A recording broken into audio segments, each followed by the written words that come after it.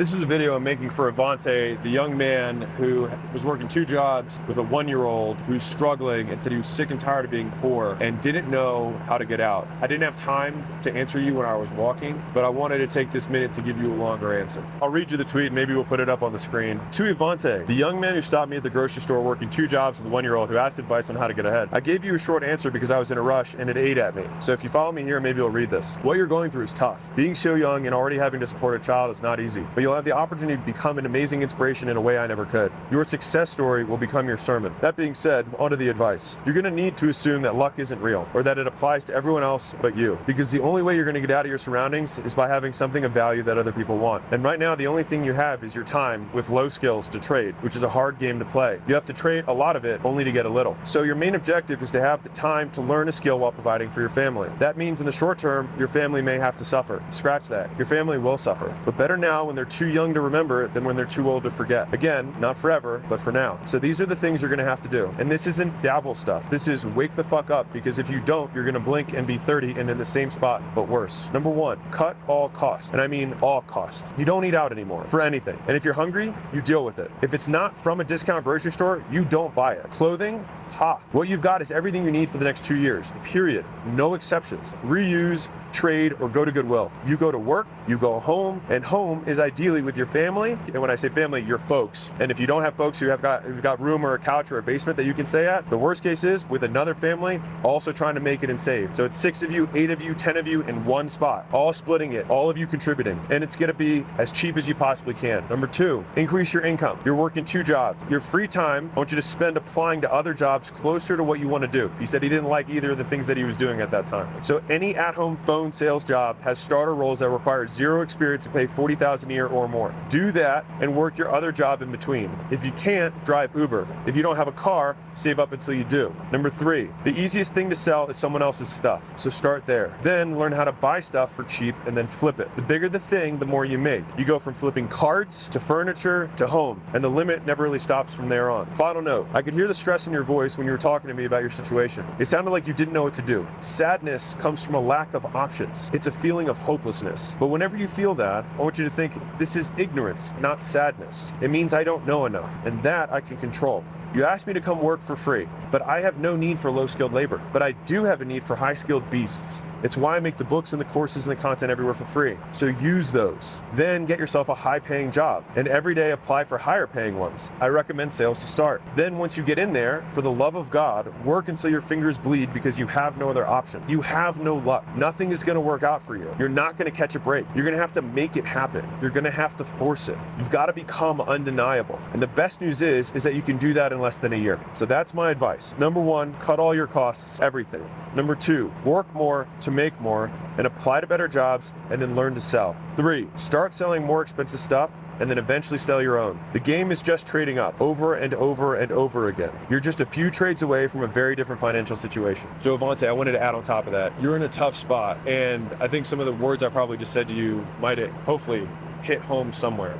But one of the hard things that you got going on right now is like when I saw you, you were wearing relatively nice clothes. And I wasn't gonna like bash you on it when I saw you, but I want to take the opportunity to say like, you know better. You know what I mean? Like, you know that like if you're struggling with money, that's the last thing that you should spend money on, right? And I think one of the difficulties, especially when you're younger, is you've got your friends, you got your family, and especially if they're all poor, then they have terrible views around money. They might not approve of all the stuff you're learning on the internet and trying to try these new things out. And the real is like, you're gonna fail a lot. And they're gonna say, see, told you so. And the tough part is they're gonna be right most of the time. Except it's one of those things where it's 99% right, but 100% wrong. Is that anybody who bets against you for this thing being the thing is usually gonna be right. It's just like a parent who says, you're gonna break up with this person, you're gonna break up with this person, you're gonna break up with this person. But they're right with every single person you ever date, except for the person you marry. And then they're 100% wrong. And if you have the perspective of listening to that, it can be incredibly disheartening. And so number 1 is, I want you to go on a different information diet. So you need to be able to ignore all the stuff that they're giving you, because like the best way to stay poor is to listen to poor people about how to get rich. You're already taking great steps by like watching content, doing this stuff. Just keep doing more of that. And I'm sure your girl girl who you have your baby with, that's your world. Like anybody who's not trying to build Ivante 2.0 with you doesn't deserve your time. Because like right now, you have a wallet of money and you got a wallet of minutes. And like every single person you're choosing to pay minutes to or pay dollars to has to earn their keep. And earning their keep in this season of your life is them helping you get to where you want to go. Now, I don't know what you're making in your job. I'm just going to assume the extreme scenario of you're making minimum wage at both jobs and you're working 80 hours doing that. I get it and I respect the hustle, which is why I'm making this video. You need to get more for your time. And right now, the extra time on top of that 80 is you sleeping and probably spending time with your kid. And what I'm going to say, people in your surroundings will say like, that guy's extreme or that guy, he's not balanced. And the answer is yes, I am extreme and I am unbalanced. For the season that you're in, I think you should be too. Because the thing is like, if you don't take action on this, 5 years is going to go by and nothing's going to change because you're not going to get ahead. Like you need to get your head firmly above water because you probably barely feel like you can keep your head above surface, right? That's where all that stress is coming from. And you don't know what to do. So to get the water lower, you've got to lower your time budget and your money budget. And I want to go really extreme with you. And I'm not telling you to do anything I didn't do, all right? I owned my car in cash, which I think was a $5,000 or $6,000 car. And I slept in a room with another dude in a house that had 6 other people in it, and we all split it. So I wasn't in a terrible neighborhood. I just paid $400 a month in a nice neighborhood because I didn't have my own place. And so I had to split my kitchen. And I had to deal with the fact that 3 of them had dogs and was shit and piss everywhere all the time. It sucked. But you know what would have sucked more? Not being able to have the money to buy the courses and the seminars and the workshops that I was able to attend with the extra that I saved so I could learn my next skills. And so right now, food and shelter is the only thing you spend money on, and you're gonna drop everything else. And you're gonna drop those expenses to the greatest degree possible. And either your girl is working, if she's working, then you can have childcare. If she's not working to take care of the kid, then you need to say, listen, sweetie, like I gotta do this for us right now. And so like you're putting your sacrifice in, which is you're sacrificing your career so you can be with the kid. I need to sacrifice the kid right now so I can have the career so that together as a family we're balanced rather than the individual. So there's 2 levels of balance I want you to think about. One is the macro, which is like you can be balanced over your lifespan. When you're retired, you'll have more time. You can go to Europe, you can do whatever the other stuff is, right? And also you can be balanced in a family unit. Your wife might spend more time with the kid than she does in her career, but you're gonna spend more time in your career than you do with the kid for now. Cut out the people who are taking your time. Easy way to see this is like, if the people in your life don't have bigger dreams for you than you do, ignore all of their advice. Let's just ignore them entirely. And I know that that's simple to say and hard to do, but you're in a hard situation. And I think the question is whether you can be harder than your circumstances right now. And you have to be to get out of this. Luck has already dealt you a shit hand. Let's assume he's never gonna give you the right hand. You're never gonna get lucky, but you still need to win. And so now it's like, how do I do that? If you have a car, you can have more flexible hours if you drive Uber. That's something that I recommend for a lot of people. If you don't have a car, you need to save up as fast as you can to get one. Buy one in cash, negotiate, try and get yourself $5,000 to $10,000 car in cash. You don't have payments, you just have the insurance, which because it's a cheap car will be less. The remainder of your time, and you got to tell your lady this, is like, I'm going to be spending 4 hours a day, every day, watching these videos, and this isn't me doom scrolling on YouTube. I need you to pick one skill that you want to have and only consume stuff about that. This is my one thing I'll let you buy. It's a timer you can buy for $5, not your phone. And you set the timer and you set it for those 4 hours a day. And every time you look away, you stop the timer. You do 4 hours of real work of studying the skill. After you've done enough of that work and you're like, well, what's enough? 20 hours? Like you're like, oh, I could do that soon. Yeah, I know. That's what I'm telling you. You can get out of this fast. You can switch those 4 hours of you learning the basics of that skill to spending the rest of your time being the most amazing applicant to new jobs that exists in the world. I didn't say go apply to jobs. I said be the best candidate that has ever applied. And you're like, I don't have experience. And you can address that. Like, what I don't have an experience, I will make up for and hustle. And you prove that by messaging multiple people at every company with a snippet personalized to each of them. You know what other people do? Like, they take a half step. They copy and paste the same thing to all 4 people. And you know what the 4 people do? Yeah, he copy and pasted the same message to me. Don't do that. Be personal. Look at the HR recruiter. Look at the head of talent. Look at director of whatever. And message each of them on LinkedIn. If you don't have a LinkedIn, go get one. It's free. And when you submit your resume, put a personalized cover letter on it after reading from the website what that business is about. When you read the job description, good job descriptions say what they want the person to do. And say like, I will be able to help do this thing because of these things, right? And especially a lower level role, your resume is not going to matter as much. Don't let anybody around you say that or fool you into that. What will matter, especially for low level roles, is hustle. So every employer wants to see is somebody who's going to go out of their way to go above and beyond. And so you demonstrate that you're going to go above and beyond. And guess what's going to happen? You're going to do this for 5 different places. You're going to write a custom thing. It's going to take you 4 hours to do the research, write the custom thing, message 20 people because it's going to be 4 people at all 5 places. You know what's going to happen? Nothing. because you're not lucky. So what are you gonna have to do? Gotta be undeniable. Do you think if you applied to 1,000 places like that over the next 6 months, you wouldn't get a job? I think you would. Do you think if like after you got off your shift, you drove over and you said, hey, I just wanna let you know, not in a creepy way, you say, hey, just wanna let you know, I applied to put my resume, I messaged a couple of you guys, I just wanna let you know I'm really excited about the opportunity, don't wanna be overbearing, but if you guys would give me a shot, I promise I will work harder than any other candidate here. And I'd like to just show you that I'm demonstrating that by these things. So you're like, I have proof that I'm saying, I'm not just making this up, I have proof that I will work harder. And you know what'll happen? One of them say, I'll give you a shot. And then when they give you that shot, shove it in everyone's face how hard you work. Not by what you say, but by what you do. Be silent and just kill. Look at what the top guy does and do twice as much as that guy does. Be Kobe for whatever the job is. If you don't know the whole story about Kobe, he did 3 practices a day while everyone else did 1 or 2 because he wanted to get ahead. And in the beginning, he was worse than them. And then he got as good as them. And then he became better than them. And he kept doing 3 practices a day until eventually no one could catch up. Because if they were doing 3 practices a day, they would just keep up with his rate of progress. But he got ahead. And so the guy who's number 1 at whatever that business is probably works better than you and he works longer than you. And so you can't just match it to get ahead because he'll always be ahead. You gotta match his current effort and then do your I'm gonna get ahead of you effort. Like when he clocks out is when your work clocks in. That's when Ivante 2.0 clocks in. And the thing is like if you can adopt this, like if you can really internalize this, you're gonna crush.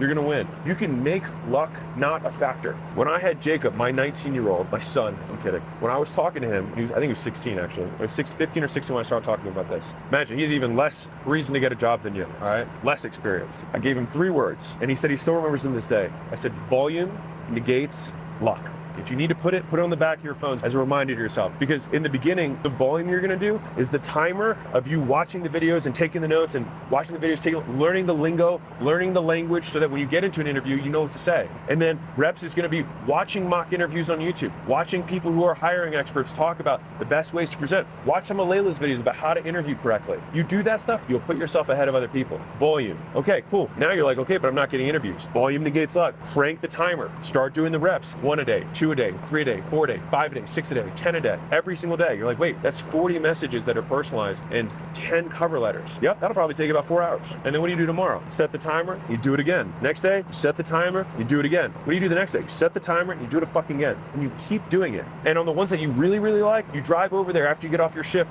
you stop by and just say, hey, I'm Ivante. I'm really excited about the opportunity. I think I can help. I applied. You got a couple messages from me. I promise I'm not a weirdo. I just did it because I wanted to stick out from the rest of the pile. Because I know you guys, I'm sure, for an opportunity as good as this, you probably got a lot of people who are interested. I just will promise you that I just want a shot. You say that, they will give you the interview. And if they don't, someone will. And once you do get that job and you work harder than everyone else, you turn the dial. And you don't do it for a week. You don't work harder than everyone else for a week. You don't work harder than them for a month. You don't work harder than them for 6 months. You work harder than the top guy for a year, for 2 years. And you're like, well, shit, dude, I'm already like 2 or 3 years from there. Yeah, I said it was a season. But on the other side of this season is everything else that you want. And so if I said, Ivante, in 36 months, are you willing to give me 36 months to get yourself out of the feeling that you have right now? You're like, I'm sick and tired of being poor. I'm sick of not being able to buy the stuff for my girl that I want. I'm sick of not being able to provide for my kid. I want him to be in a good zip code. I want him to be able to have good school. I want him to be able to have these things. There's a price tag on that. The question is just whether or not you're willing to pay it. If you're willing to pay it, crank the dial, and volume will negate luck, but you can't rely on luck. You can rely on volume, because that, I promise you, independent of race, color, socioeconomic background. You're like, wait, some races, socioeconomic backgrounds or how someone appears gives them an advantage. Sure, but if you do it 1,000,000 times, does it give an advantage? Because you only need one yes. If there's like a lesson I can like have you like etch into your brain, is that there's a significant amount of money and opportunity that sits on the other side of being willing to be rejected by a stranger. If you get rejected 1,000 times, you are no worse off than you are right now. In fact, you're better. Why? Because you have 1,000 times experience. And so you either learn or you win, which means in both cases, by doing, you win by default. I'll give you a little analogy. So let's say you and your buddy are thinking about asking a girl to prom. It'll make sense in a second. And your buddy's like, man, I want to ask Nicole. And you're like, all right, man, why don't you go ask her? It's like, what if she says no? He's like, well, then you're in the exact same position you are now, which is you have no prom date. You will also have no prom date, but you'll have experience of asking one girl. What happens when you talk to the next girl? You'll probably be a little less nervous, and you'll probably realize that you'll survive. You will live if you hear a no. And if you ask 100 girls, do you think one of them will say yes to your prom date? Probably. And in that situation, what are you now? Better off than you were before you asked. The moral of the story there is that you lose nothing from no. You only stand something to gain from yeses. And one yes can change your entire life. And so if you're willing to be rejected and see the rejections as you learning, meaning you win, and see the yeses as you also winning, then you can't lose. And everybody else around you who's poor is going to convince you otherwise. They're going to be like, why are you still doing this? Man, stop bothering those people. Man, you're never going to get the job. And you need to readjust your expectations, set your goals lower. Hey, that stuff's not for us, right? They're going to tell you those things. Because the thing is that you have something that I do not have and that many people won't have, is that you have a hard fucking beginning. You have a harder and bigger monster to slay. But the bigger the monster, the more epic the hero. And so these are the stories that you're going to someday tell. And these are going to be the sermons that you're going to be able to give to other Ivantes in the future. If you can't even muster the willingness to fail for yourself, be willing to fail for your kid, for the story that you're going to tell them. And be willing to fail for the 1,000 other Ivantes that you'll be able to someday tell your story to, so they can get out of their situation. So I didn't have time to say that, but hopefully I give you a couple more minutes that give you a little more context. I think I can speak confidently for all of Mosey Nation. We're all rooting for you.